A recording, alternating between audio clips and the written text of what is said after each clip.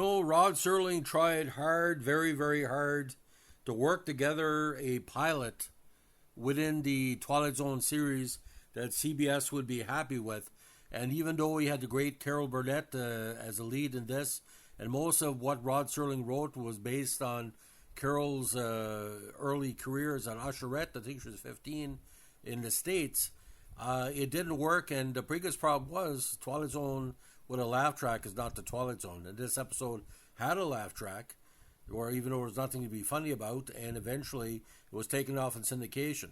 It's called Cavender is Coming. It's episode 101 of the American TV anthology series, originally airing on May 25th, 62.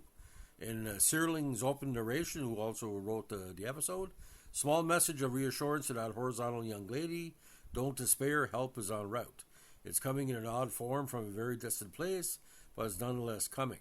The narration continues after Cavender is assigned as Agnes's guardian angel. Submitted for your approval the case of one Mrs. Agnes Grepp, put on earth with 2 left feet, an overabundance of thumbs, and a propensity for falling down manholes. In a moment she will be up into her drawn miracles, wrought by apprentice angel Herman Cavender, intent in winning his wings. And though it's a fact that both of them should have stood in bed, they will tempt all the fates and move by moving into the cold, grey dawn of the Twilight Zone. Now in this one, Angel Cavender is assigned to Agnes Grepp, a clumsy woman routinely fired from work for her clumsy antics, and tasked with improving her life in 24 hours to earn his wings or be sent to the other place. As he has taken longer than any angel to do so, failure in this case means demotion or demotion. Cavender appears beside Agnes on her bus ride home and tries to prove he's her guardian angel by changing the bus into horse and buggy, then a convertible, and finally back to a bus. Once at home, Agnes is greeted by cookie-loving kids and neighbors who sympathize with her ongoing work woes. When she enters her apartment, she finds Cavender on the couch. He provides her a mansion, high society friends, and a large bank account to fund it all. Instead of bowling, her former school high point, she finds herself hosting a lavish party.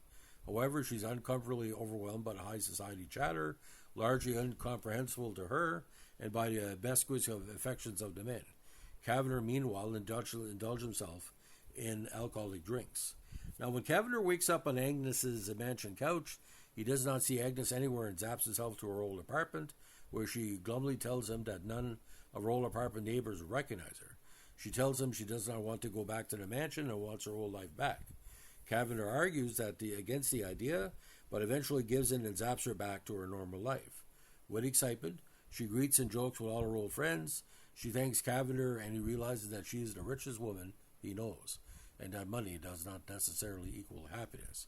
Now, when Cavender returns to heaven to see his boss, who reprimands him for his behavior at the party and making no change to Agnes's life. However, after looking down on earth, the boss sees that true to her circumstances are unchanged, Agnes is now fully happy. He realizes Cavender did complete his mission by making Agnes appreciate what she had, and instead of being demoted, he will now help other deserving subjects. Cavender takes out a cigar and happily leaves the 3rd Celestial Division Angel Placement. Now, in Rod's closing narration, a word to the wise, now to any and all who might suddenly feel the presence of a cigar-smoking helpmate who takes banknotes out of thin air. If you're suddenly aware of any other celestial aids, it means that you're under the beneficent care of one Herman Cavender, guardian angel. And this message from the Twilight Zone, lots of luck. Now, of course, the pilot wasn't picked up, and because it wasn't really that funny, Carol Burnett was better in a variety or, like I said, a Gary Moore format. Of course, the great Jesse White plays Herman Cavender, Carol Burnett as Agnes Grepp, Howard Smith as Polk, and in a bit part, the great Donna Douglas as Woman Number 1. Now, the episode was originally broadcast with a laugh track, the only TZ episode to feature one because this episode was intended as a backdoor pilot for a regular comic series featuring the Cavender character. The version included the Twilight Zone, the complete definite collection DVD set, has the laugh track removed. Reruns airing in the U.S. on Sci-Fi and MeTV also have the laugh track removed, as does the version on Netflix. But you can see within the show they're pausing and waiting for the laugh track, like 3 to 5 seconds, so it makes the episode disjointed. Now again, Cavender is Coming bears strong similarities to the first season episode, Mr. Beavis. Both episodes are comedies about guardian angels who try to help kind-hearted but hapless human beings by giving them everything they think they desire, only to discover that the humans are happier with the way life had been previously. Both episodes, of course, were written by Rod Serling. And the music for this featured was from A Walk in the Black Forest by Horace Jankowski's, strong music score. Now, ladies and gentlemen, why this episode doesn't work, again, it's forced comedy.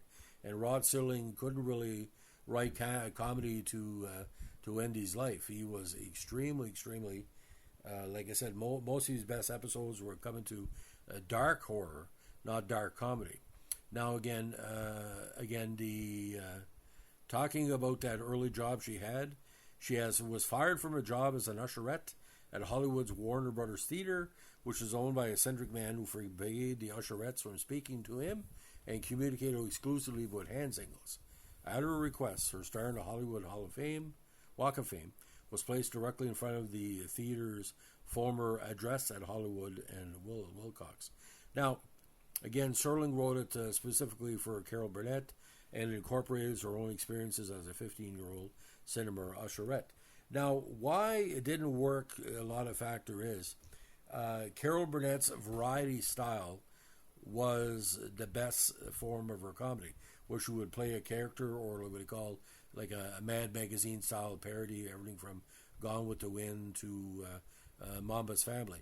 But if you look at this episode, I mean, Jesse White, very underrated actor, and not to say he was the best character actor of his era, but everybody recognized him.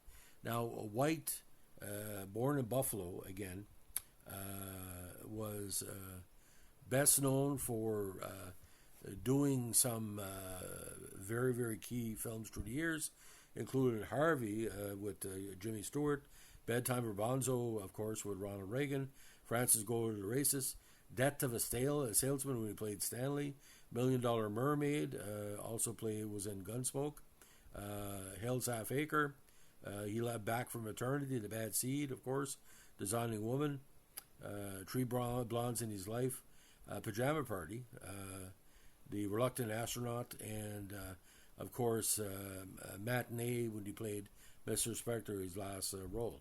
On TV, of course, Private Secretary, very, very popular, played a whole bunch of episodic television, Westinghouse, Desilu Playhouse, of course, and a whole bunch. Again, he basically played himself, couldn't get him off of TV. He did everything from later on as Love Boat as well. Now, of course, he's best known as the Maytag repairman or Old Lonely repairman, when he played from 67 to 88. And, of course, many Broadway appearances. So, ladies and gentlemen, like I said, watch the episode at your own risk, because it doesn't tickle your funny bone. It kind of smacks it. It tries to say, hey, you're going to laugh. It doesn't work. So, ladies and gentlemen, if you like what we're doing with our Twilight Zone podcast, especially 4th and 5th season, let us know with a like, comment, subscribe, or share. And like I said, it wasn't Carol Burnett's fault. It wasn't picked up. It just wasn't good timing, as we say. Thanks for listening. Bye.